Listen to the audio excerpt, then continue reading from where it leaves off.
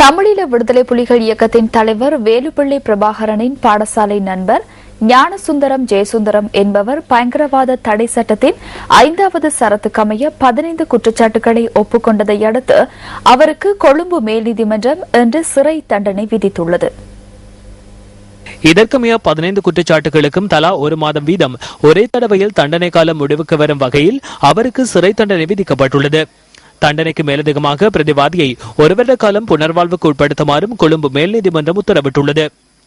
ஏற்கனவே நீதிமன்றத்தில் தமக்கு எதிரான குற்றச்சாட்டுகளை ஒப்புக்கொண்ட பிரதிவாதி தாம் தற்போது பயங்கரவாதத்தை கண்டிப்பதாக தெரிவித்திருந்தார்.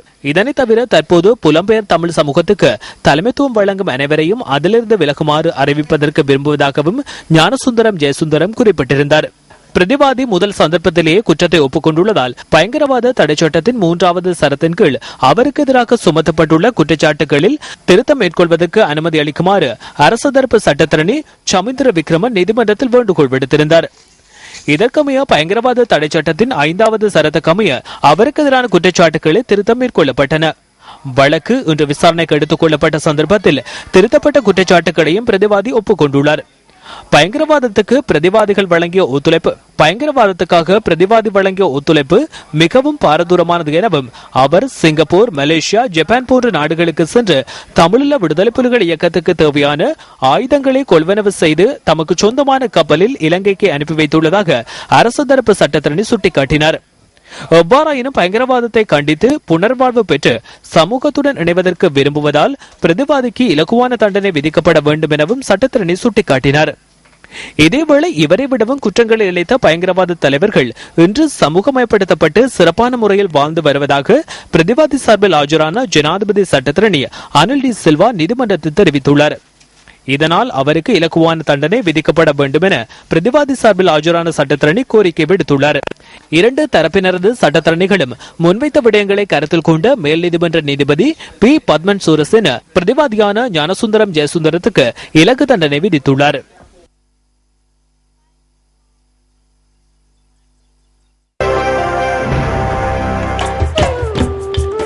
பாடசாலையின் கற்றல் கற்பித்தலுக்கு பங்களிப்பு செய்யும் ஒரு காரணியாக சுற்றுப்புற சூழல் விளங்குகிறது.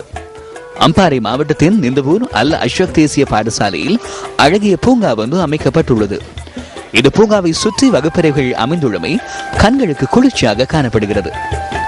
அங்கு அழகிய பூச்செடிகளும் கொடிகளும் நிழல் தரு விருட்சங்களும் காணப்படுகின்றன. சூழலை பாதுகாக்கும் மாணவர்களின் இவ்வாறான செயற்பாடுகள் பாராட்டத்தக்கவையாகும்.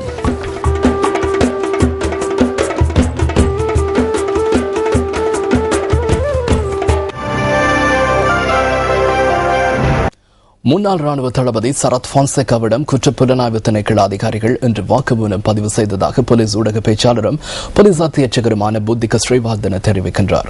தம் மீது நடத்தப்பட்ட தற்கொலை குண்டு தாக்குதல் தொடர்பில் கோட்டையில் உள்ள தமது அலுவலகத்தில் குற்றப்புலனாய்வு திணைக்கள அதிகாரிகள் இன்று பிற்பகல் வாக்குமூலம் பதிவு செய்ததாக முன்னாள் ராணுவ தளபதி கூறுகின்றார்.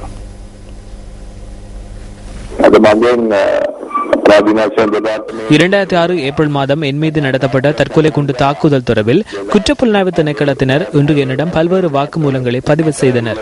அது தொடர்பில் எனது கருத்துக்களை தெரிவித்தேன். குண்டை தாங்கிக் கொண்டு பாய்ந்த பெண் மற்றும் அவரை பாதுகாத்த எல்டிடியினருக்கு மாத்திரம் இது மட்டுப்படுத்தப்படவில்லை. இந்த சம்பவத்துக்கு பின்னால் மிகப்பெரிய சதி இருந்தது. எல்டிடி தலைவர்களுடன் பல்வேறு தொடர்புகளை வைத்துள்ள குறிப்பாக அரசாங்கத்தின் பிரபல அரசியல்வாதி ஒருவர் இந்த சதியின் பின்புலத்தில் இருக்கலாம் என நான் கருதுவதாக கூறினேன்.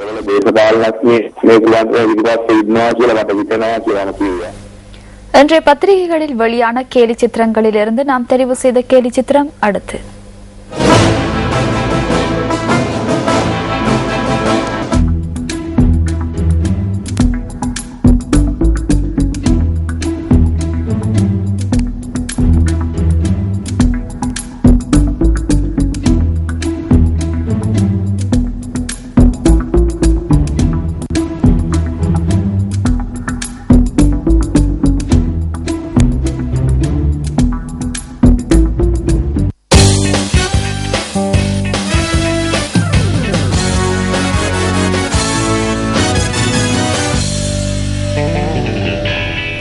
IPL போட்டிகளில் ஆட்ட நிர்ணய குற்றச்சாட்டில் கைது செய்யப்பட்ட ராஜஸ்தான் ராயல்ஸ் அணி வீரர் சாந்தகுமாரன் ஸ்ரீசாந்த் உள்ளிட்ட 3 வீரர்களுக்கு போட்டி தடை விதிக்க இந்திய கிரிக்கெட் கட்டுப்பாட்டு சபை இன்று தீர்மானித்தது. குறித்த 3 வீரர்களும் ஆட்ட நிர்ணயத்தில் ஈடுபட்டமை வீடியோ காட்சிகளினூடாக நிரூபணமாகியுள்ளது என டெல்லி போலீஸ் ஆணையாளர் இன்று தெரிவித்துள்ளார். மும்பை இந்தியன்ஸ் அணிக்கு எதிராக நேற்று நடைபெற்ற போட்டியின் பின்னர் சாந்தகுமாரன் ஸ்ரீசாந்த், அன்கின் ஷவன், அஜித் சந்திலா ஆகியோர் மும்பை போலீசாரால் கைது செய்யப்பட்டனர். IPL போட்டிகளின் இடையில் பந்தய முகவர்களுடன் தொடர்புபட்டு ஆட்ட நிர்ணயத்தில் ஈடுபட்டதாக இவர்கள் மீது குற்றம் சாட்டப்பட்டிருந்தது. நேற்றிரவு 11 முகவர்கள் கைது செய்யப்பட்டதாக இந்திய ஊடகங்கள் செய்தி வெளியிட்டுள்ளன. பந்தய முகவர்களுடன் வீரர்கள் 3 கலந்துரையாடிய காட்சிகள் உள்ளடங்கிய வீடியோவை டெல்லி போலீசார் இன்று ஊடகங்களுக்கு வெளியிட்டதாக இந்திய தகவல்கள் தெரிவிக்கின்றன. கைது செய்யப்பட்ட 3 வீரர்களும் 3 போட்டிகளில் ஆட்ட நிர்ணயத்தில் ஈடுபட்டிருந்ததாக டெல்லி போலீஸ் ஆணையாளர் தெரிவித்துள்ளார். இளையோருக்கான தேசிய விளையாட்டு விழாவில் 23 வயதுக்குட்பட்ட மகளிருக்கான கோலூன்றி பாய்தலில் காவேரி போட்டி சாதனையை புதுப்பித்தார். வடமாகாண வீர வீராங்கனைகள் இன்று 4 தங்கம், 3 வெள்ளி, 4 வெண்கலம் அடங்கலாக மொத்தம் 11 பதக்கங்களை சுவீகரித்தனர். 23 வயதுக்குட்பட்ட மகளிருக்கான கோலொன்றி பாய்தலில் கடற்படை கழக வீராங்கனை காவேரி சாதனையை புதுப்பித்தார். போட்டியில் அவர் 3.1 மீட்டர் உயரத்துக்கு ஆற்றலை வெளிப்படுத்தினார். என்னுடைய இந்த முயற்சி தொடர்ந்து 4 வருடங்களாக முயற்சி செய்து கொண்டே உள்ளேன். இந்த வருஷம் எனக்கு வெற்றி பெறுவோர் கிடைத்துள்ளது. இலங்கை சம்மேளனங்களால் நடக்கப்படும் சாஃப்ட் கேம்கள் பங்கு கொண்டது என்னுடைய லட்சியமாக. சிறந்த விளையாட்டு வீராங்கனையாக நான் இந்த இலங்கையில் எனக்கு திகழ வேண்டும் என்பது என்னுடைய ஆசை. இத்துடன் நியூஸ் ஃபர்ஸ்டின் 8 மணி பிரதான செய்திகள் நிறைவு பெறுகின்றன. நமது அடுத்த பிரதான செய்தி அறிக்கையினை இரவு 10:45 எதிர்பாருங்கள். வணக்கம். Hotline 0114-896-896 www.newsfirst.lk.